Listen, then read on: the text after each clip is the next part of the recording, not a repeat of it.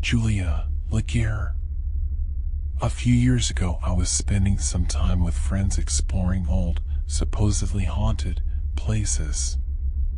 We were at the Edisto First Presbyterian Church, where a girl named Julia Legare was buried in her family mausoleum in 1852.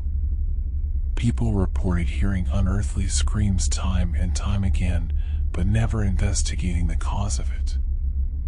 15 years later, when they opened the door to the mausoleum to inter the next family member who had died, finding her corpse huddled in the corner next to the door, arms outstretched as if still trying to find the exit.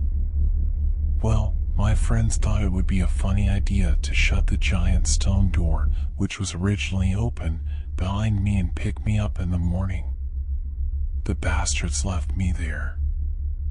I tried and tried, using all my strength, but I couldn't budge it. It had taken 4 people to put it in place. In the dark, I resigned myself to the night ahead of me. Now, I normally don't frighten easily, but sitting there in the relatively small place, surrounded by a looming pressure that I couldn't begin to explain, the darkness itself seemed to try to consume me. From all around, it felt like weight was pressing against my skin, making even breathing hard. I sat in the dark for what must have been hours. Then I heard the scratches. They were faint at first. I was sure it was my imagination, but soon they became more and more frantic as time passed. I huddled up in one of the corners farthest from the door and tried to cover my ears, but nothing could stop the growing cacophony. This all may have lasted for a few minutes, but each second was an unbearable eternity. Then, a loud scream echoed through the darkness. It was a wail of unrestrained pain and fear. The scratching stopped. For the first time, I could distinctly make out the sound of a girl sobbing to herself, the pitiful gasping of one without a shred of hope left. I felt such sorrow at the moment, such pain, that I think I forgot how to be afraid. In my heart, all her suffering seemed to resonate. Inexplicably, I found myself apologizing aloud for everything that had happened to her. Hell, a part of me wanted to reach out and feel for a body to hug, but I couldn't bring myself to do it for fear that I truly would find one. I don't know whether or not she heard me or was even aware of my presence. The sobbing continued, and I could again hear fingers against the stone slab that was the tomb door.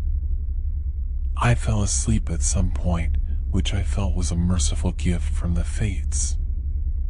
I'm not sure how long I was out, but I was woken by a loud and powerful thud as the door slammed against the ground outside.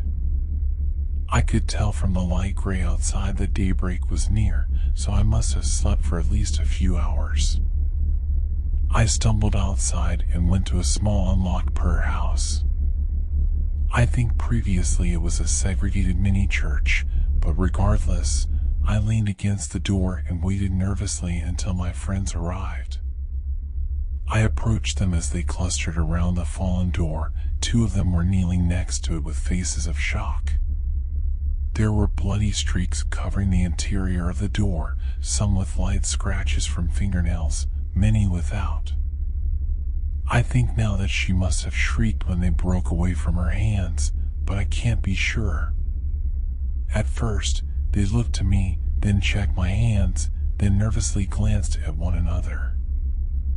I was rightfully pissed with them and told them every detail of what I remembered, wanting them to know what I had been put through. Finally, after I grudgingly got into the car and we started to head back, someone spoke up.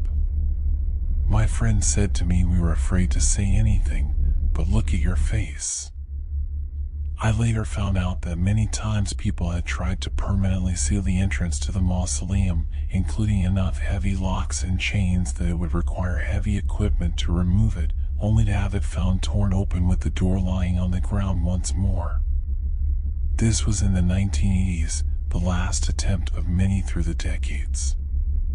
It seemed like some force was ensuring that it was impossible to ever repeat the mistakes of the past. This is something I am understandably quite grateful for, but to this very day I am chilled to the bone when I think of what happened that night. When I reached from the back seat and adjusted the rearview mirror, I saw that there was blood caked on my face. Just like the streaks upon the stone slab, there were dark red lines on either side, as if someone had gently cradled my face with torn fingers as I slept that night, feeling the warmth of another for the first time in over 100 years.